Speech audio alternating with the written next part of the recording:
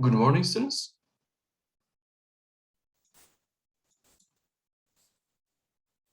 Good morning.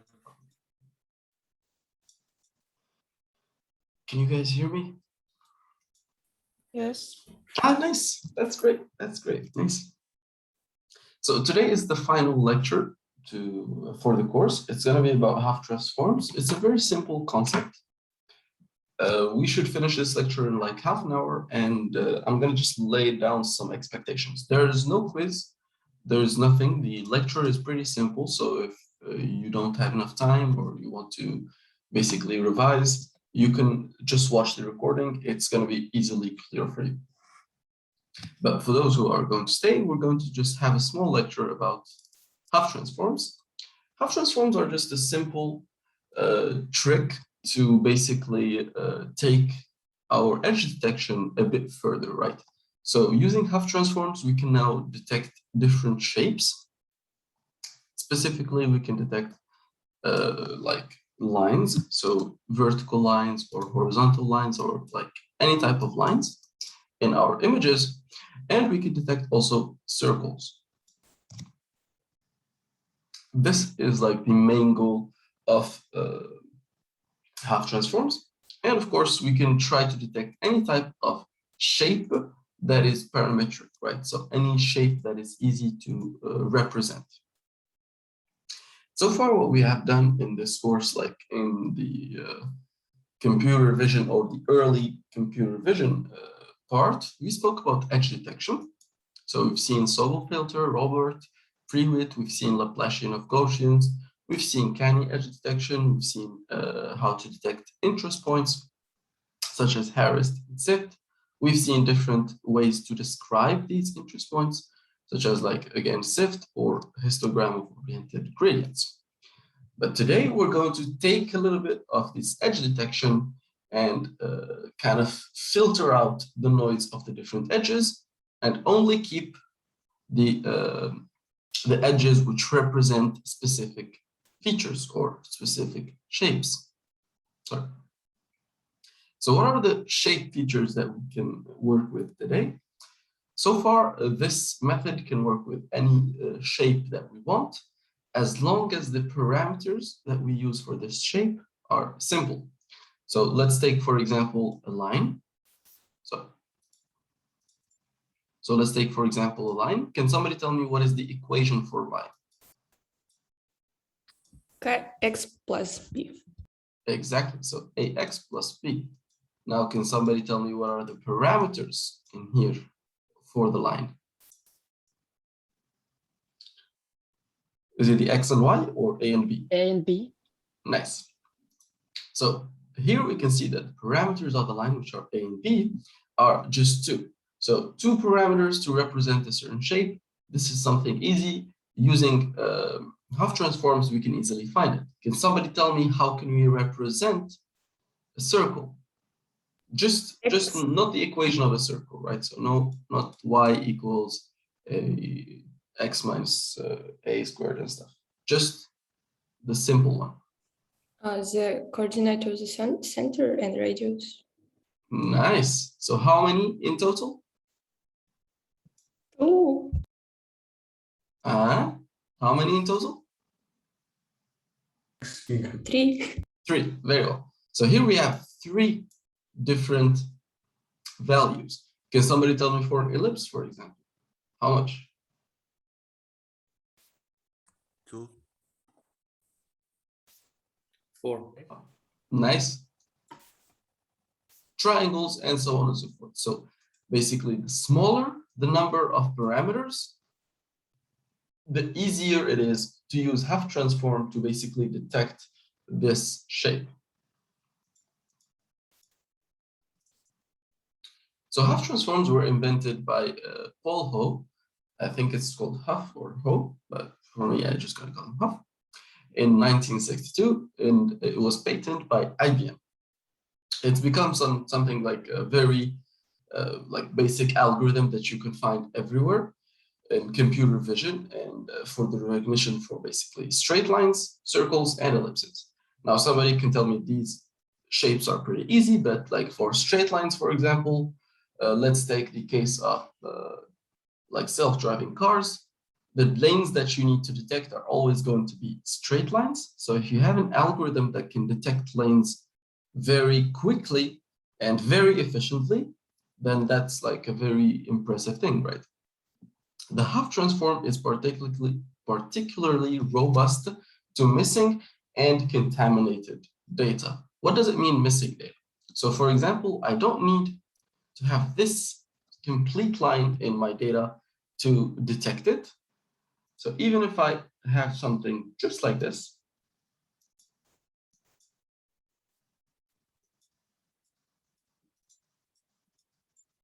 I would be able to still detect the existence of this line, right?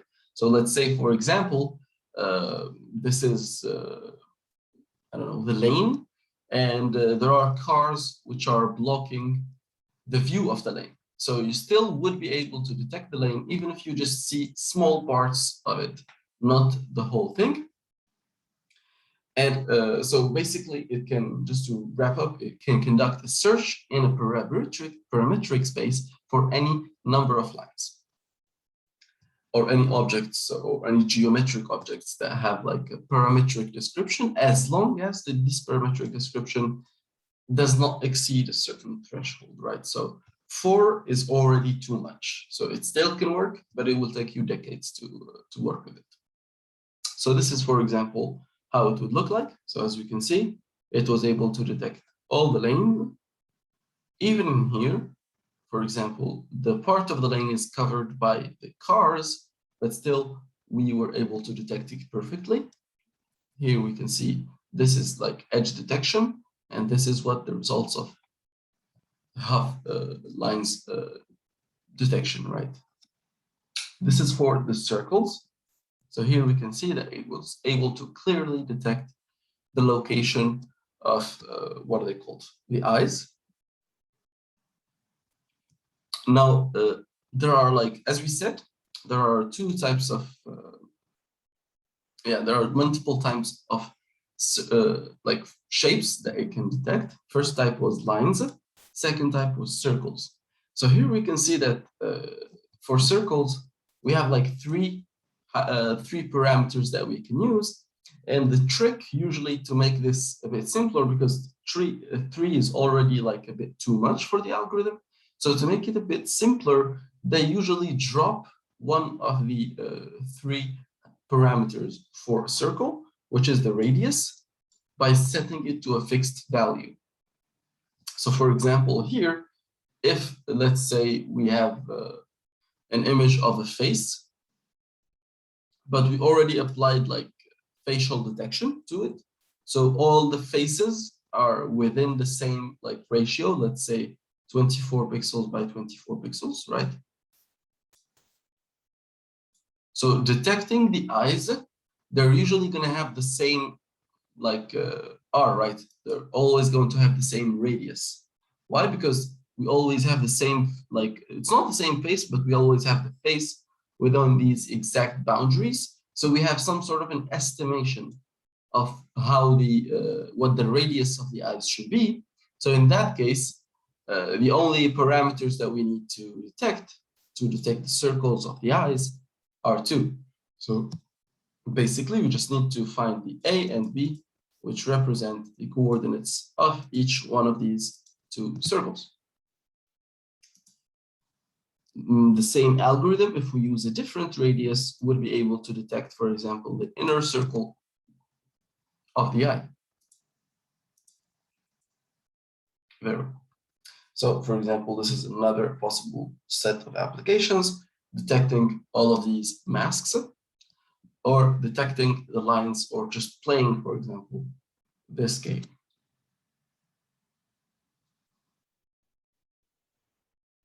Here, for example, we take a grayscale image, we use canny edge detection on it, and then applying Hough transform on the canny edge detection, we get these much more like better, how do we call this? Truck? No, tires, not tires. Yes, tires. These are tires. Okay, so we get better representation of the tires. So for example, in the scanning edge detection case, we have no way of separating this, like the door edges, from the tires edges, right? But here in the case of Hough Transforms, we're only going to keep the edges which represent a specific shape. So just to understand like the basic idea of Hough Transform, what it does, it will go to this, this kind of canny edge detection image.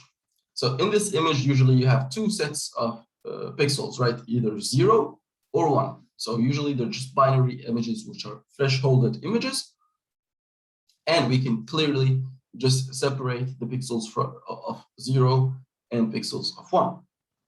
What it simply does is it goes through the pixels with 1, so just all of these pixels which represent some sort of an edge, and it try to plot or try to think of all the possible lines that can go through this point.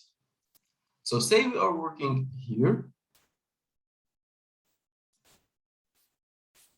right? So say that the algorithm is working at this location. What it will simply does is it will think of all the possible lines that pass through this point, right?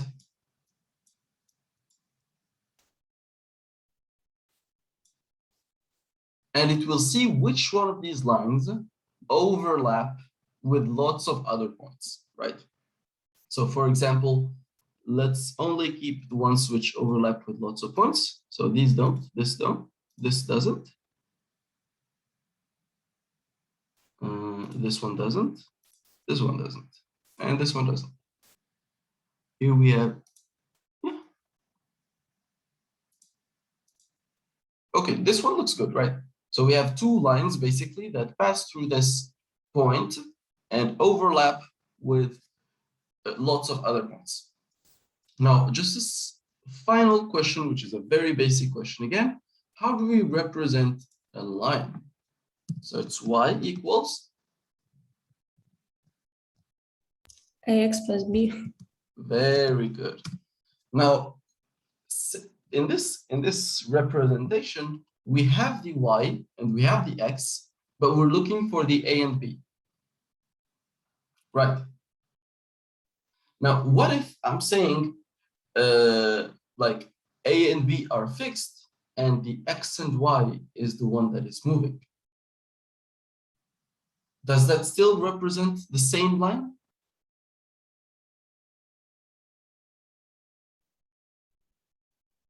No, it represents set of parallel lines.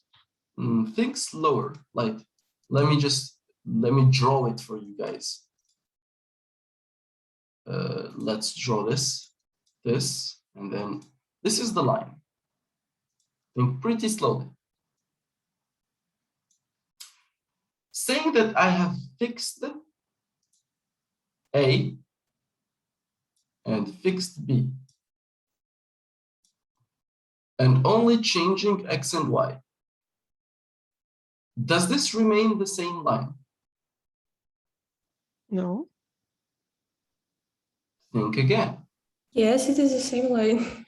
Why? It is the same line, right? So this is X. Yeah, this is X and Y, number one. This is another X and Y. Oh, so we move along the line. Yes, we're moving along the line when we have the same fixed A and B, correct? So what we're going to do is we're going to fix a certain A and B and then see how many points, how many X and Ys are passing through the same line using this A and B. So it's just going to be like a voting mechanism. Let's see it in more detail. So the Hough Transform strategy is to find a parametric combination that fit the data. So usually for a line, we have something like this. The slope-intercept form of a straight line is y equals mx plus b. And this can be inverted to express the parameter b in terms of m at each data point as the following. So here we're no longer interested in y, no longer interested in x. What we're interested in is b, and what we're interested in is m. So this represents a straight line in a parametric space for each xy pairs. So only one parameter combination satisfies all points on a given line. The parameter space line will cross at MB point. Just so we would understand what this means, say we have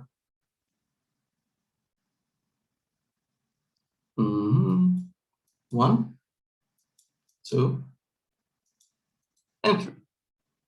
So what our goal is, basically at this point, we're going to draw all possible lines.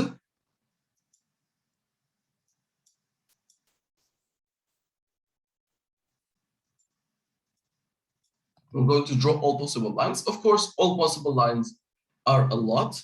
So we're not going to be able to basically go through all of them. We're going to have some sort of binarization to it. But saying that we're going to draw all possible lines. And from here, what we will do, we will simply try to find what are the lines that correlate or that are shared between this and this point, for example.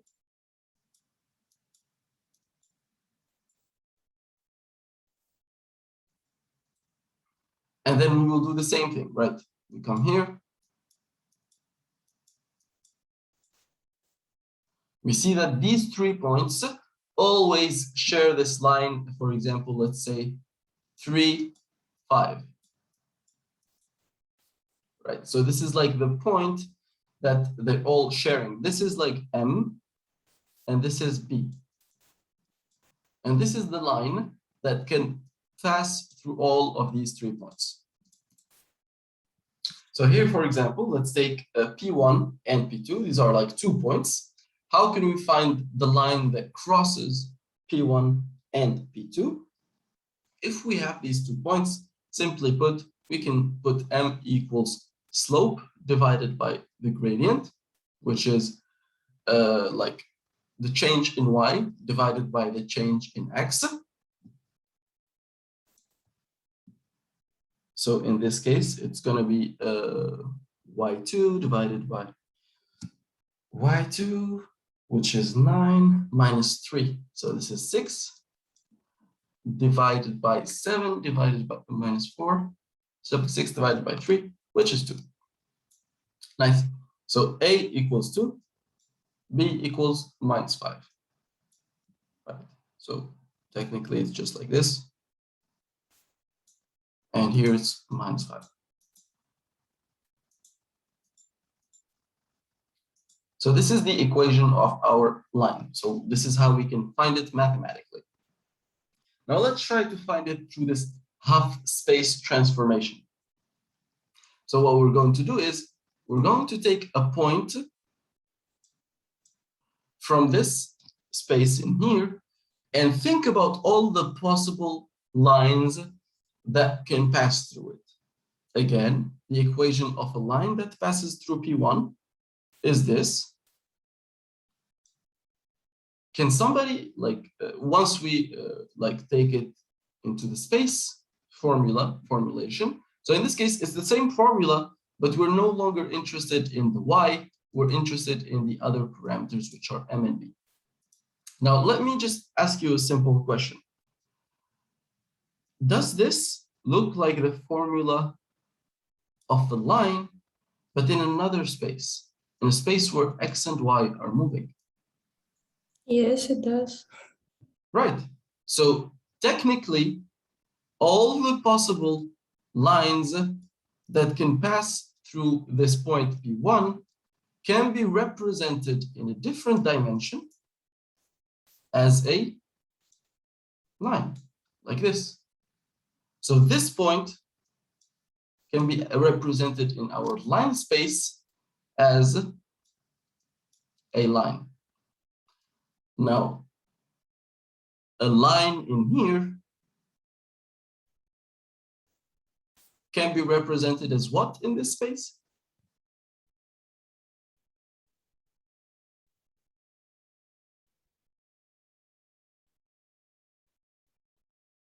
Let's continue and then we'll see. So here, for example, we have two equations for these two lines, right? By replacing the values of x and y, we can get two new equations of two new lines. So for example,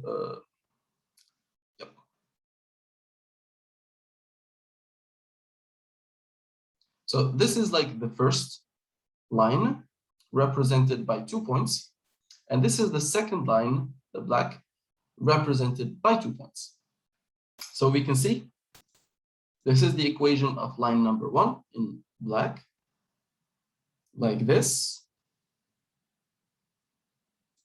This is the equation of line number 2, like this. And they both intersect, or they're both like overlap at a very special point. -5, 2. This point overlaps with the line coordinates that pass through both of these points. Say, for example, that we have a third point, let's say called P3. That gives us a new formulation for a new line. And let's say this new line is like this.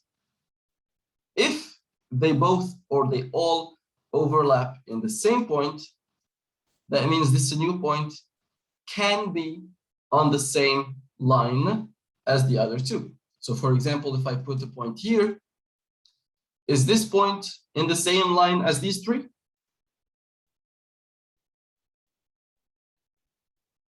No.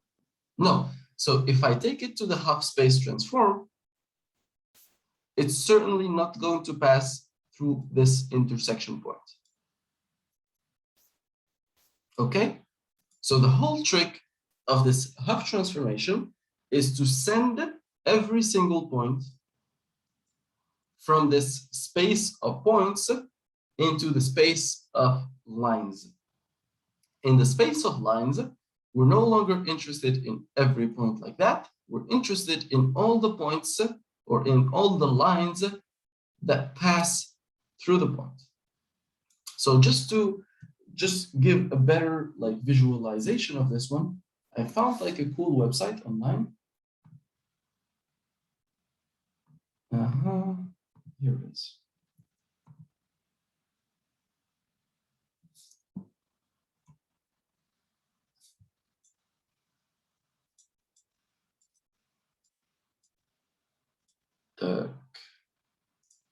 Let's resume the sharing.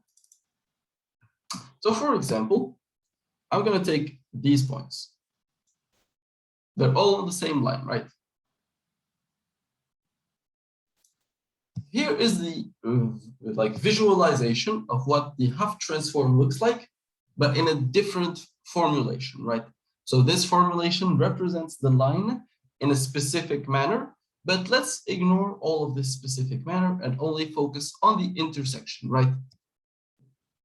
We can clearly see that all of these points, which are represented in a line, in this case, in a sinusoid line in this case, they all overlap with one specific point, and this point gives you the coordinates of this line. Let's, for example, make another example, right? Stop, reset drawing.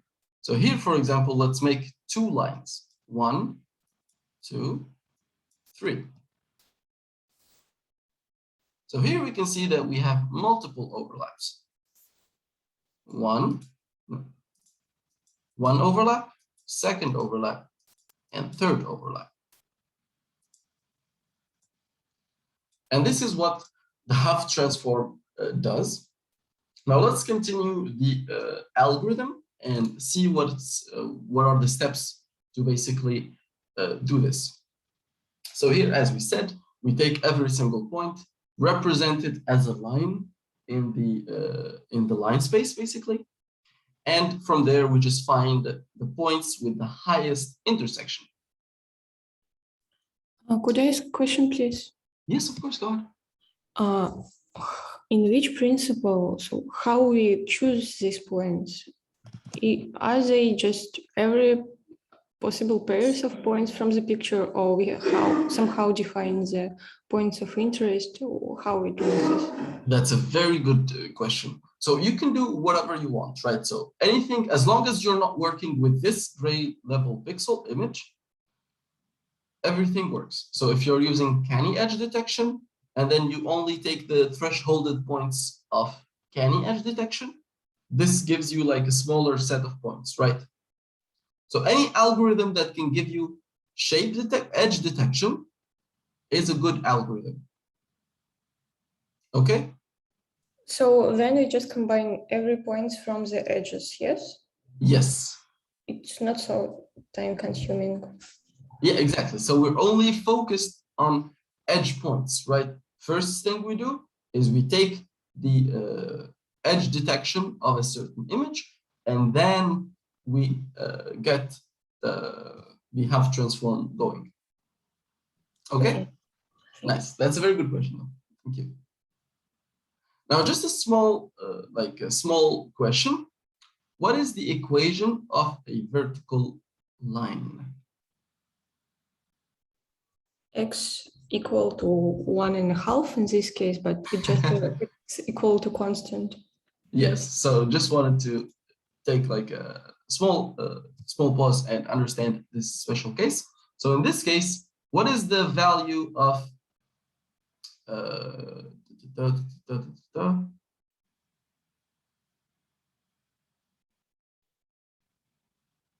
sorry. No, ignore it. Yeah, ignore it. So for example, in this case, we're just going to try and go ahead and represent it. Sorry, the slides are not mine. And this jump directly to this representation is a bit bothering me. So let's stay here, for example, and continue working on it. But let's try to continue the algorithm on these slides, and then continue on this slide, and then continue through the slides to see the continuation of the algorithm. Just because I don't agree with the jump in logic that was made. But anyway, let's continue.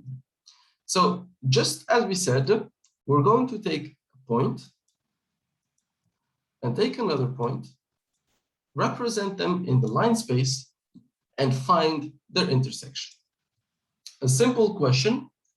Any combination of points you take will always give you, there is always a line between any two points in our space, right?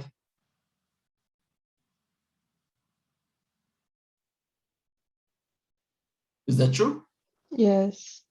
Nice. So for example, I take this point and I take this point. I can always find, so when I represent it here, it will be a line. When I represent this one, it will be another line. Doesn't matter what these points are, they're always going to intersect in a certain point, right? So this intersection here represents the line that passes through them.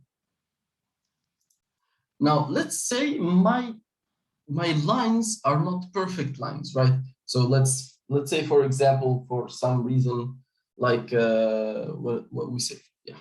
So for some reason, the points are like on a line, but sadly, because we take an image in a very low resolution, or the line is a bit far, so like it's a bit not very straight, right? So basically, like this. So let's draw it like 9. So for example, like this one, we can see that this new point, wow, it's perfect. I just randomly, okay.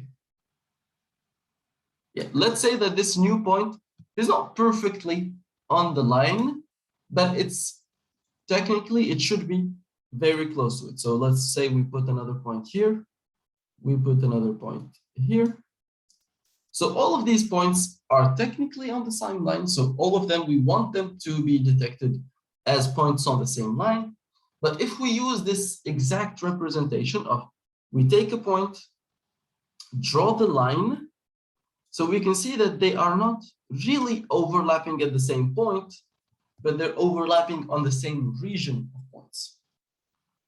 So this is why in our representation, we're not going to just work on overlaps, we're going to work on regions of points, okay? So here what we will do is simply do the following. We take this space of different lines and represent it in the following manner. As a matrix, take value 1, 2,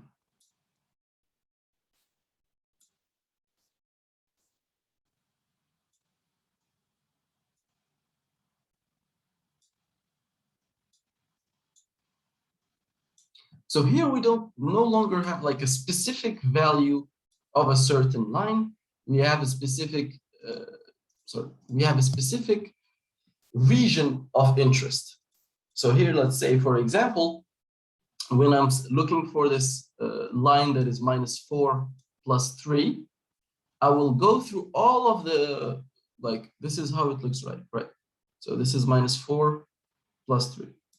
I will go through this image or this matrix and increase the values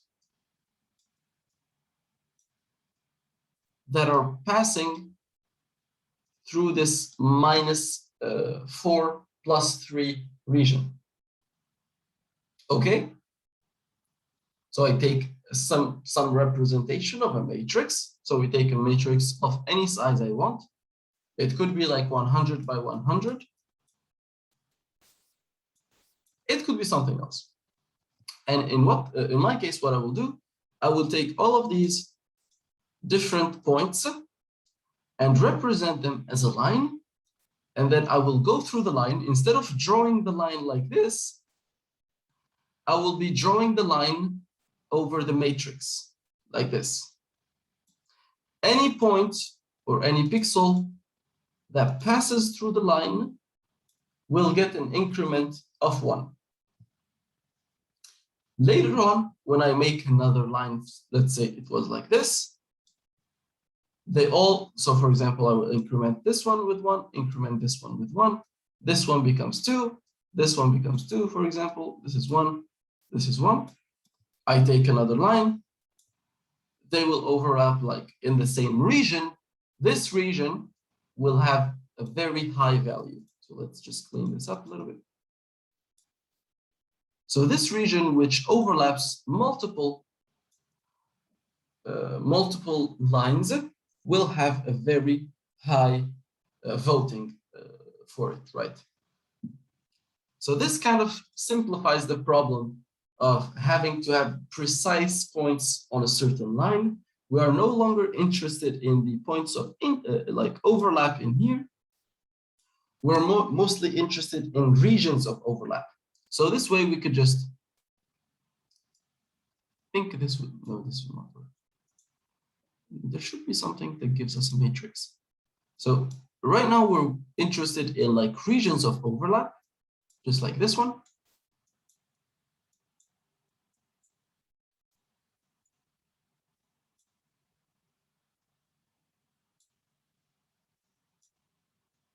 So here we can see that this is the region of the overlap, and this is like the region of pixels or the region of coordinates that will give us our line of interest.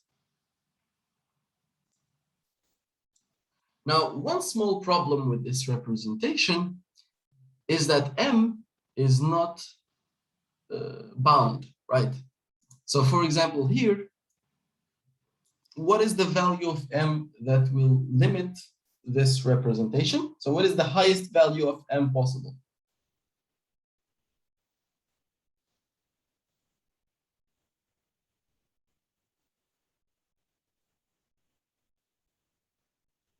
Plus infinity. what is the lowest value of m possible? Minus infinity. So this representation does not allow us to basically build the matrix that I was just speaking about, because this matrix can be as long as it possibly can, and it could be as like width as possible. So this is like not feasible in this representation of a line. This representation lacks a very simple concept, which is the matrix that we can build to represent these overlaps will be too big that it will not be theoretically possible in this representation of a line. And this is why we're going to use another representation of a line in this planar coordinates, right? So in this case, we're no longer using the m and b as parameters, we're using rho and theta as the parameters, such that rho is basically the perpendicular distance from the origin to the line. This is rho. And theta is the angle formed by this perpendicular line and the horizontal axis. Sorry, this is theta. So let's try to, can we represent all the different lines using this representation?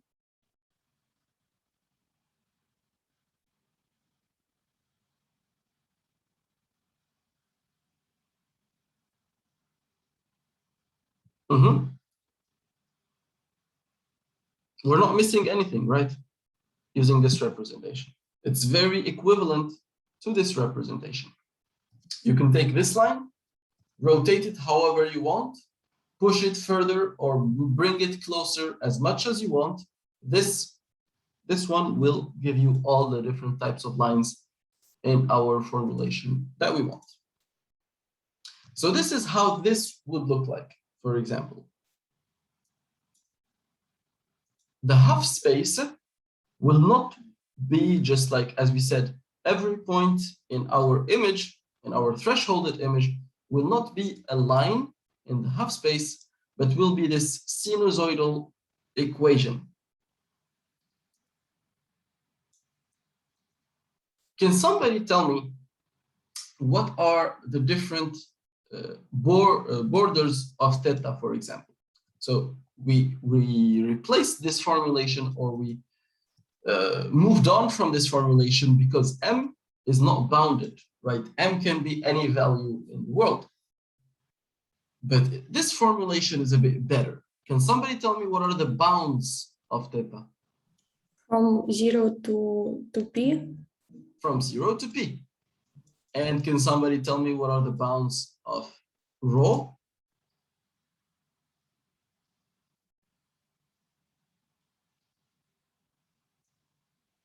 From 0 to infinity?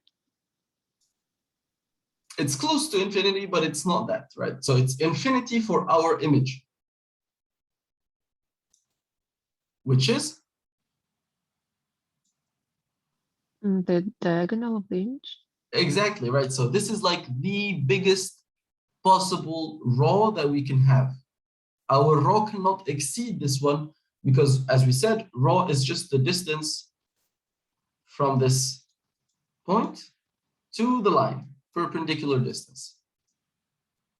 It cannot be bigger than this. Of course, if our image is theoretically very large, rho can get very large, but rho does not exceed the dimensions of the image. So this gives you a very simpler representation, or a representation that can be like this, like divided into sections without any problems. Because if we're going to divide minus infinity plus infinity to different sections, that's going to cause us a lot of problems. But if we're just dividing 0 to p into different sections, there is no problem in here, right? So from 0, p divided by, let's say, 16, p divided by 2 times p divided by 16, 3 times p divided by 16, 4 times p divided by 16, and so on and so forth. So we have different sections in our representation. So here, for example, the representation of what is it called? How is this? A point in our half space in here for the line, for this coordinates, it will be a line. For these kinds of coordinates, it will be a sinusoidal function, something like this one. And of course, again, we can find the overlaps here like this.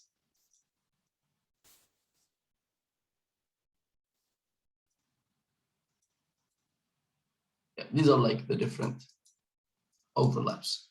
And they are, and these overlaps are representing these different lines in the image. Now let's continue and we will speak about it a bit in more detail. Say we have this point, for example. This is the accumulator array. So the accumulator array will break down our space like this one. As I said, instead of having a line, this is how the line was supposed to look like for the pixel, for this pixel in here. It was supposed to look like a line if we had coordinates m and b. And then we just increment any, what is it called? Pixel that goes through this line. In our case, we're working now with this theta and rho. So instead of having a line, we're going to have this sinusoidal function like this. And simply, we will just take every single one of these pixels that pass through this sinusoidal function and just increment it. So this is for line or point number 1. If we go to just point number 2 in here, we should theoretically have another function like this, for example, and they overlap in this point and overlap in this point, for example. Let's continue and we will see this. So first, we will create this accumulator two-dimensional array. Why is it 2D? Because we have two types or two parameters. It could be 3D if we have 3 parameters, or 4-dimensional array if we have 4 parameters. So to hold 2 values of the parameters, which are rho and theta. We initialize everything here into 0, and then we will just increment all the different possible combinations of theta and rho that can pass through this point.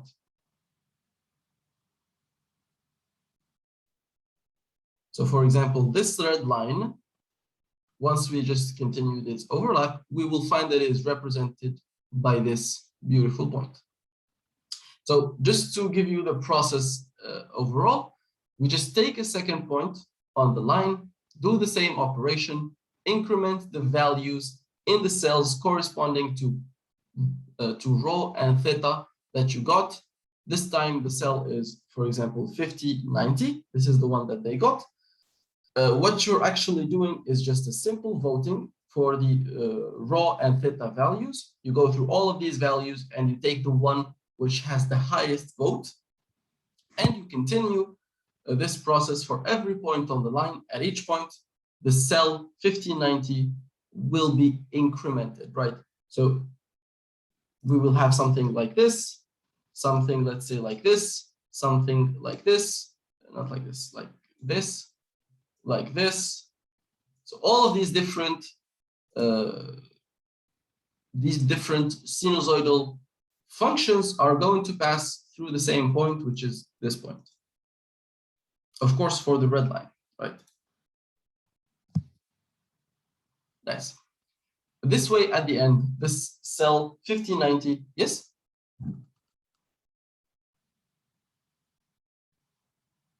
Will have like a maximum number of votes. So if you search in this accumulator array for maximum of votes, you will find the 5090. Of course, you're going to find another point that is representing this purple line also. So just so we can see how does this look like again, let's come here. Let's draw something, right?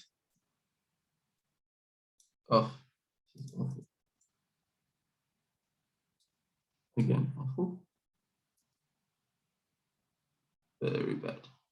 Horrible lines. So as you can see, this is not perfect, but let's check the results. So these are like the different representations of the sinusoidal functions that represents all the possible lines that go through every single one of these pixels. So you can see that the pixels here are finite. We have just a set of pixels that are turned on. Every single one of these pixels is going to be mapped into one of these different strings. And we can see that the regions of interest, so this is one region of interest, 2, 3, and 4. And these are basically, they correlate or correspond to this area. Let me just try, and I found like yesterday a very also good visualization. Here it is. Sadly, all the good visualizations, they no longer work because this algorithm is very old. And all the previous demos that were very well functioning in the last years were kind of abandoned.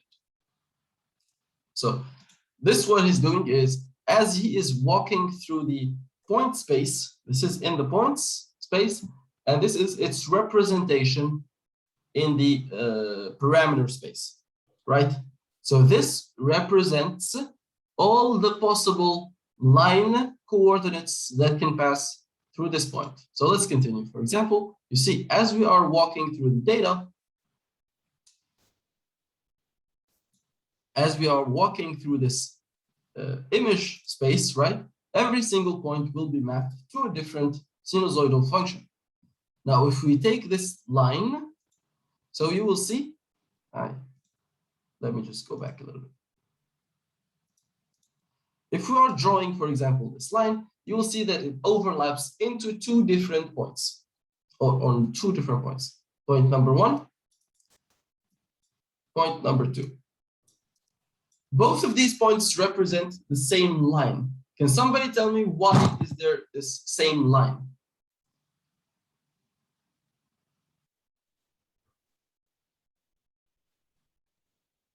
What is this same line? Remember, we are working with angles and distance from the center. We have this line with an angle like this, and we have this line, let's draw it, which is exactly the same one, but the angle is like, so it's just the direction of this line, right? So it's just angle and angle plus P.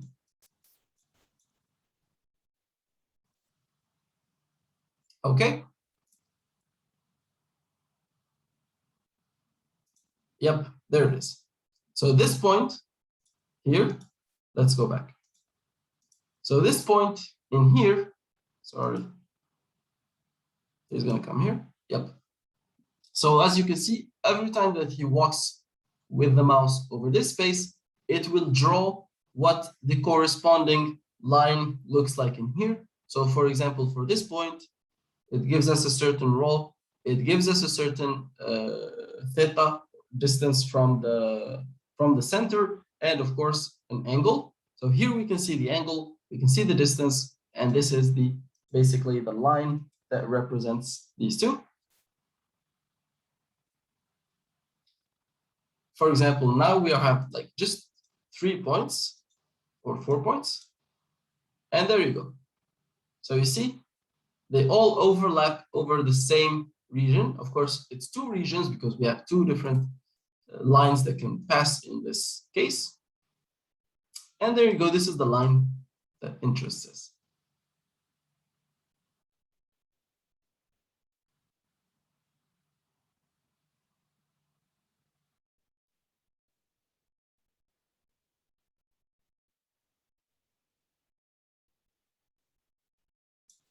So here we can clearly see there are 5 lines, 1, 2, 3, 4, and 5, right?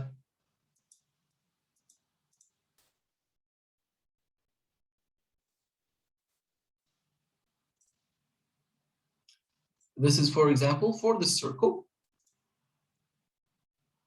Let's take a look at another circle.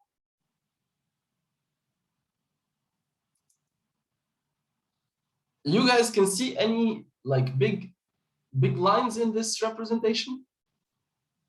For example, this one. This looks like a line. This looks like a line. This looks like a line. This kind of looks like a line, and this looks like a line. Can you guess what these might be, or what the algorithm might be picking up?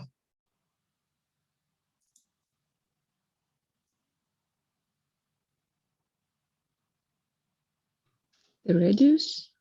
No, these points. Like this is a line, right? Okay. Look at it. This. So these parts, they're kind of on a line with this part. So even though the image technically contains only circles, they're like not very good circles, and sadly, they could represent a line if we look at it like from a bigger picture. This is why this algorithm is not perfect, because it can pick up like things that seem like they are a line, but they are actually not a line, because it does not have any understanding of like any deep understanding of what these objects are. So this is the difference, or this is the problem while working with this kind of stuff. So for example, in this case, you see this is the line. This point, for example, this is the line. If we are working with something that is more like deep learning, yeah, deep learning will not be fooled with this problem. For example, we have this.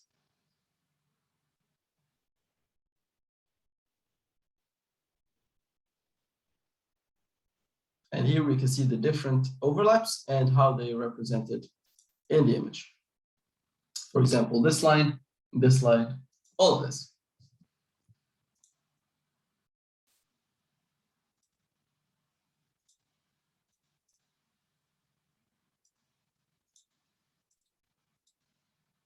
So let's continue. So again, we take our image, we grayscale the image, we perform some sort of edge detection technique, and then from there, we will be applying our what is it called? Our Hough transform to find only the regions or only the lines inside this image. So here, what they're doing is just they're masking out points that are not in the regions of interest. This is something that is like just done manually. And here, what they're doing is they take these points and they just try to find the lane lines, and ta-da, these are the lane lines. This is an algorithm that exists. This is an algorithm that works very well for the lane detection, but you can guess it's not going to work well when there are cars, for example, on the road. Why? Because like the cars themselves contain different lines, right? So there's no way of like, how do we say this? Separating lines of lanes from lines that exist inside the cars. And if we do not perform this task of masking out points that are not in the regions of interest, so everything, for example, in the sky and all of these, of course, there will not be any way of understanding the difference between this line, this line, this line, and the lanes. So it only does line detection, and it's in most simple form. Now, Hough transform can also be used to detect circles instead of just lines, and it's done in the most simple form possible. So it's the same manner, right? So it works similarly. It works roughly the same way as we have seen with the line, the Hough line transform. And in the line detection case, or the line was defined with 2 parameters, which are rho and theta. But now we're just going to represent it with A, B, and R, such that A and B are the center, R is the radius of the circle. So here we can see the, this is the representation, or this is how the, how do we say this? taking, for example, the equation of, what is it called, the circle, and making it not looking for the x's and y's. We're no longer interested in the x's and y's. We're more interested in the a, r, and theta, and b. Sorry. So not a, r, and theta, a, r, and b. So so x and y are trace basically the perimeter of the circle.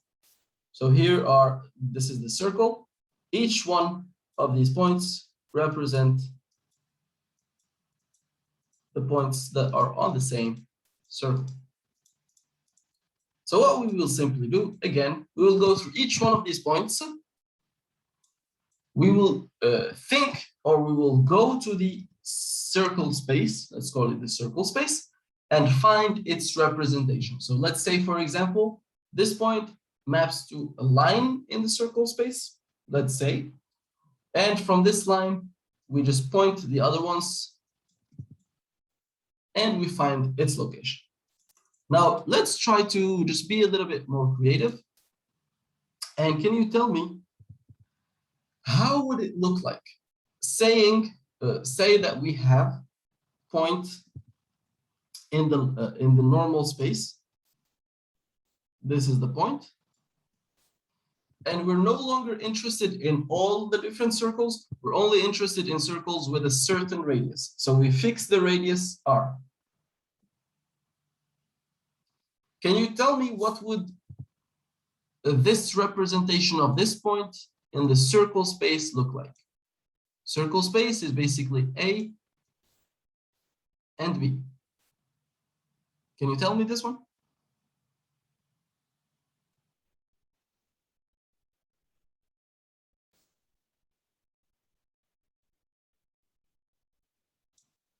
I said there is a fixed radius, right?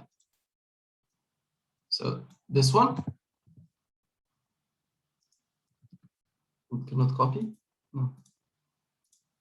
Seems like the same as for x and y, because the equation will have the same form.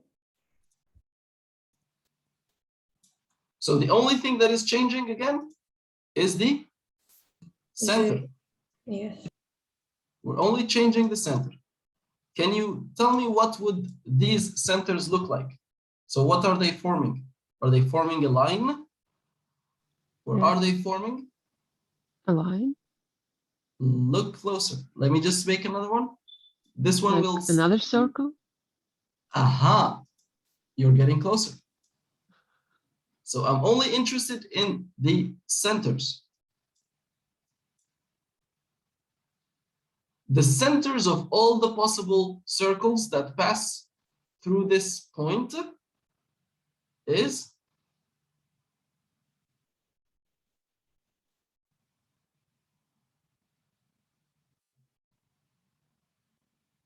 also a circle, right? So the representation of this point in the circle space is going to be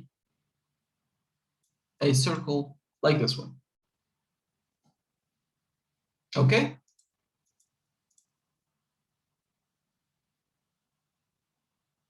So as we said, so if an image contains many points, some of which fall on parameters of circles, then the job of the search is to find the triplets of parameters A, B, and R to describe each circle. The problem is this is a 3D search space, and it makes it very hard for the implementation of the Hough technique to be done, because the size of this accumulator is going to be just huge, and the search in it will be even harder. So let's say that we're going to do the search with a known radius. We will take a point. So this is the, say that we have a known radius. We will take any point X and Y, and we will represent it in the, let's call it the circle space for Hough transform.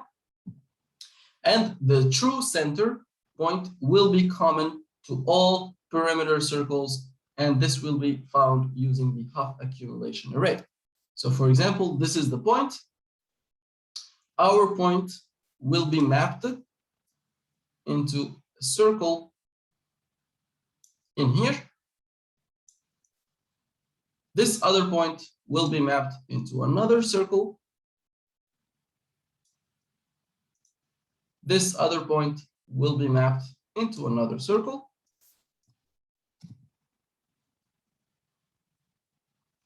And the overlap of all of these circles is the true center of, or the true center of our circle. So here, each point in the geometric space can generate us a circle in the parameter space, and the circles in parameter space intersect at the A and B, that is the center of the geometric space. If you have multiple circles, for example, this one, as you can see, all of their points overlap in the true centers, but you might have some set of problems. For example, we have this new overlap that appeared, and this is because the number of points that we took is not big enough. So it was like fooled to think that these points, these 4 points, are on a certain circle, which is not the case. So the more points you have, the better. So this, just keep it in mind for the edge detection.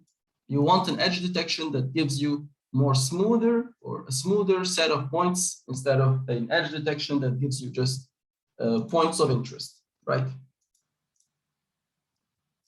Searching with an unknown radius can be done. So just the search of circles with unknown radius can be conducted by using a set of 3-dimensional accumulation matrices. The advantages of this algorithm is that it's conceptually simple, it's easy to implement, it handles missing and occluded data very well, and can be adapted to many types of forms, not just lines, anything that can be parameterized. Disadvantages: computationally complex for objects with many parameters, as we've seen. If you have 2 parameters, it's okay. 3 parameters, it just becomes super hard. 4 parameters, you are crazy. And it looks for only one single types of object. So it either looks for lines or looks for circles, does not do both at the same time. And it can be fooled by apparent lines or apparent circles, as we have said. And its collinear segments cannot be separated. This is just something extra, right? For what I'm going to give you is some sort of obligatory, you must read something, right? I'm going to give you a video, which is a very good YouTube video, and you guys must watch this video completely, because it will be included in your final exam. There is just one concept that I did not cover in this lecture, and I will not cover it in this lecture, but this concept will be in your final exam, and it will be on 2 points over 34. So if you guys want to have the full grade and you want to have the full A, certainly do watch this video. It's a very simple video, very easy. The language is pretty nice. He's an Indian guy who explains very well, and I'm certain you will like it. So as we said, next week there will not be any additional lectures. We will see, depending on your depending on your choice. We might either do like a gap week, or we might have one recap lecture and recap lab, such that you can prepare better and ask more questions. I will upload all the lecture slides. I will upload now all the values. I did not want to upload them before because I didn't want to scare you about preparing for a quiz, but now you should have all the content and you should start preparing for your final exam. Do you guys have any questions? This video we can find this on Moodle, yes? On the lectures. Which one? The video you were talking about. I sent it in the channel, the Telegram channel. Okay, and I have a question concerning the quizzes. What we are going to do this, because this was a final lecture, and we had only 3 quizzes, while 2 worst are dropping. Yes and no.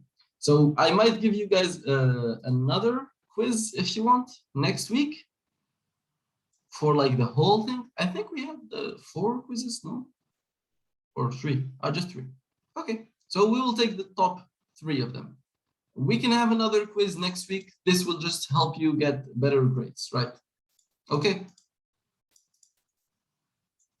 And maybe just a suggestion that Yes. we talking in our group, maybe it would be nice to reconsider the ways of grading, or maybe giving less for quizzes and more for homeworks, because homeworks are kind of not heavy but time consuming. It's only your decision, but maybe it would be a good suggestion. No worries. I will try my best once I have all the grades. I'll try my best to basically be as merciful as possible and include as many people in the A as possible and as many people in B as possible. Okay. Okay. Yeah, don't worry about that. Thanks. So thank you guys so much, and have fun with the Karam, and prepare all your questions for next week. See you and good luck. Thank you. Goodbye. Goodbye. Bye.